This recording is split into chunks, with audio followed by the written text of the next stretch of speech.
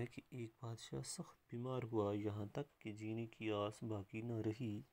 اس نے یہ منت مانی کہ اگر خدا نے اسے صحت عطا فرمائی تو وہ اس کے نام پر ہاتھی کے وزن کے برابر روپیہ تول کر بھوکے ننگے فقیروں میں بانٹ دے گا۔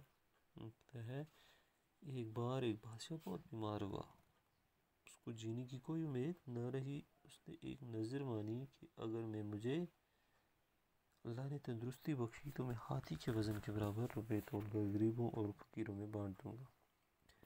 خدا نے اس پر رحم فرمایا اور وہ چند ہی دنوں میں اچھا ہو گیا، لیکن اب وہ حیران تھا کہ ہاتھی کو کیوں کر تولے۔ اس کا وزن معلوم کیے بغیر وہ منت پوری نہ کر سکتا تھا۔ دربار میں بہت سے عقل مند لوگ موجود تھے، انہوں نے بہت سوچا لیکن کوئی بات بن نہ پڑی۔ اس لیے پورے ملک میں اشتہار دیا گیا کہ جو شخص ہاتھی کے برابر روپیہ تول کر دکھائے گا ہم اسے انعام سے مالا مال کر دیں گے۔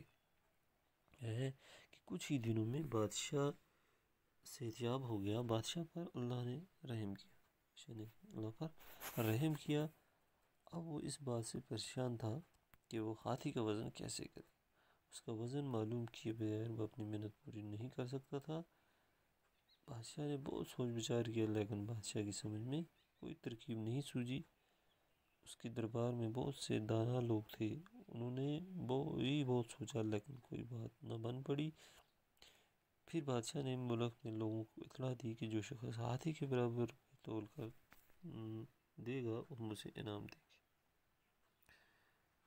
بہت سارے لوگوں نے یہ خبر سن کر انعام کے لالچ میں اپنی عقل پر زور دیا۔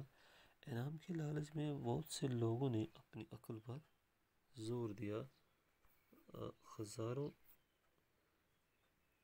کیے جتن کیے بغیر کیے مگر کوئی صورت نہ بن پڑی۔ کچھ مہینے اسی طرح گزر گئے۔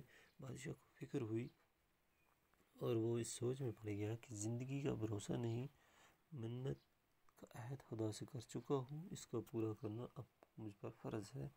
ہاتھی کو تولنے کی تدبیر کسی کی سمجھ میں نہیں آتی، اب کیا کیا جائے۔ ایک دن وہ اسی شش و پنج میں تھا کہ ایک ملح خدمت میں حاضر ہوا اور عرض کی جہاں پناہ مجھے تدبیر سوجی ہے، اگر حضور مجھے اور ہاتھی میرے ساتھ کر دیں تو امید ہے کہ میں دریا جا کر ہاتھی کے برابر روپیہ تول کر حضور صلی اللہ علیہ وسلم کو دکھا سکوں گا۔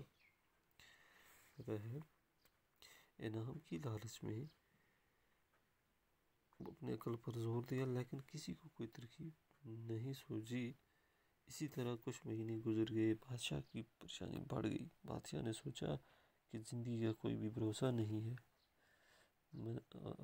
بادشاہ نے وعدہ کیا تھا اللہ سے کیا ہے، اب اس کا پورا کرنا مجھ پر واجب ہے، لیکن ہاتھی کو تولنے کی کوئی بھی تجویز نہ سمجھ آئی۔